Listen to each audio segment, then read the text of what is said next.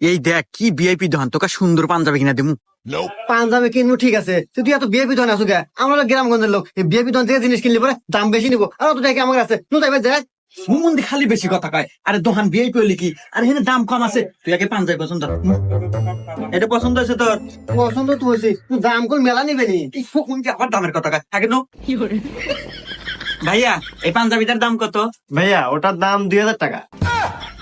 তুই বললাম যে বিএপি দোকান আসিনি, এখানে দাম বেশি নাই, এখন সমাজ যাচ্ছিলা। সোয়ার দেখুন দাঁত ভেঙে গেলাম, চুপ থাক, কথা কবের থাকে। ভাইয়া ডিসকাউন্ট মিসকাউন্ট দেওয়ার দাম কত পড়বে ভাই?